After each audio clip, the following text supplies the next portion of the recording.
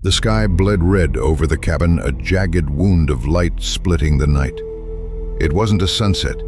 It was too late, too sudden, too wrong. The Mason family froze on the porch, their breath catching as the crimson glow pulsed like a heartbeat, then vanished. Sarah, the youngest, clutched her father's hand, her nails digging into his skin. "What was that, Dad?" she whispered, her voice trembling. Tom Mason didn't answer. He couldn't. The air felt heavy, like it was pressing down on them, and the silence that followed was worse than the light. It wasn't just quiet, it was empty, as if the world had stopped breathing.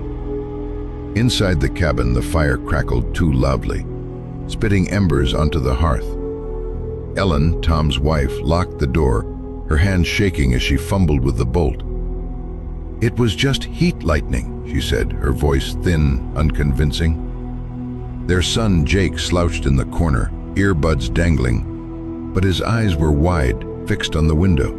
He'd seen it too, the way the light hadn't just appeared but moved, slithering across the sky like something alive. They'd come to the cabin for a weekend escape, a chance to unplug in the remote Wyoming wilderness, where the nearest neighbor was 30 miles away. No Wi-Fi, no cell service, just pine trees and the endless howl of the wind. But now, as the family sat in the dim glow of the cabin's single lamp, the isolation felt like a trap. By midnight, the air inside was stifling, though the windows were cracked open.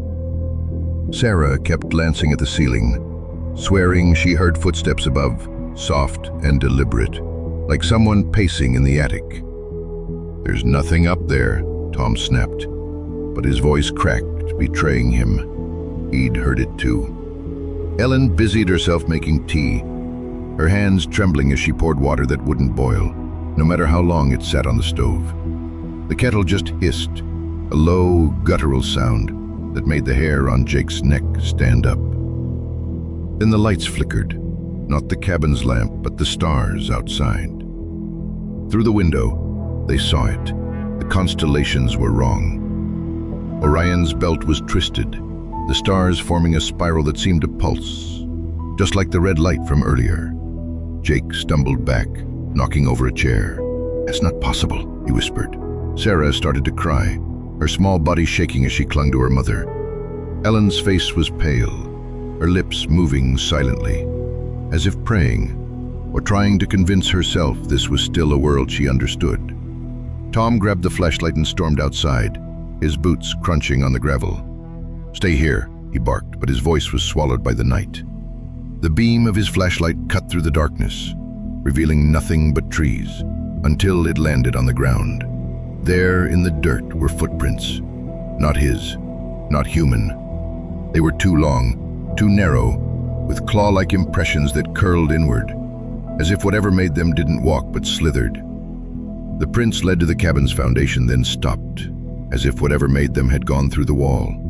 Inside, Ellen screamed. Tom ran back, his heart pounding, to find her staring at a reflection in the kitchen window. But it wasn't her face. The eyes were too large, too black, and they blinked out of sync with her own. She stumbled back, knocking over the kettle, and the hissing stopped.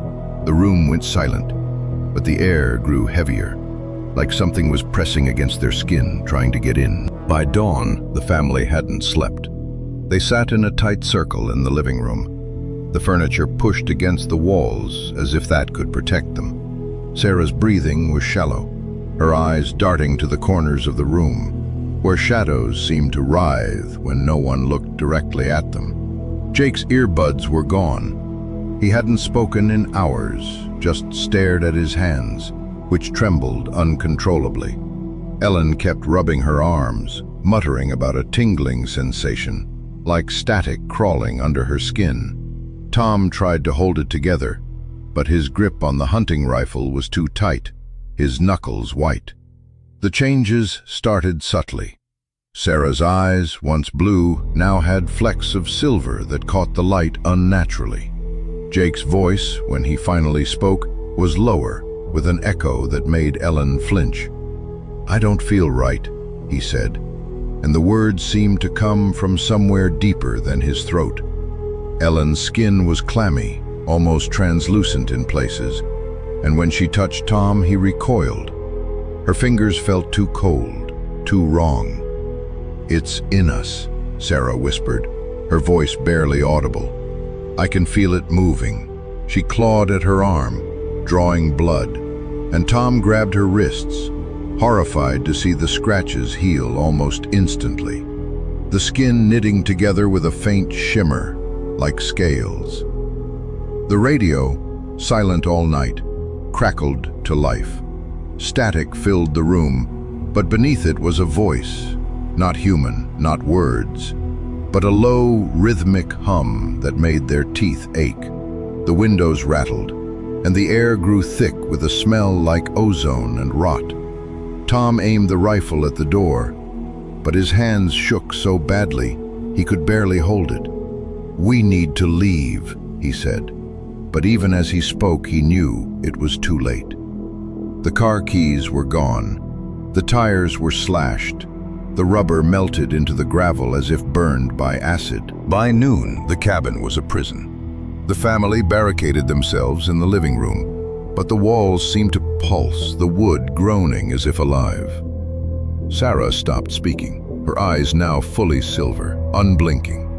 She sat in the corner, rocking back and forth, her fingers tracing patterns in the air that no one else could see. Jake's skin had started to crack, revealing something beneath. Not blood, but a dark, viscous fluid that glistened like oil. Ellen's breathing was ragged, and when she coughed, flecks of that same fluid speckled her lips. Tom was the last to feel it, a pressure in his chest, like something was unfurling inside him. He tried to scream, but his voice came out wrong, layered, as if someone else was speaking through him. He dropped the rifle, his hands no longer his own. They moved without his command, reaching for Ellen, who didn't pull away. Her eyes were empty, her face slack, as if she'd already given up. The red light returned, flooding the cabin. It wasn't coming from the sky this time. It was coming from them. Their eyes glowed, their skin shimmered, and the air vibrated with that same hum from the radio. They weren't being visited. They weren't being hunted. They were being remade. Outside, the footprints in the dirt were gone, as if they'd never been there. The stars returned to their proper places, but the sky was too quiet, too still. The cabin stood alone, its windows dark, its doors locked.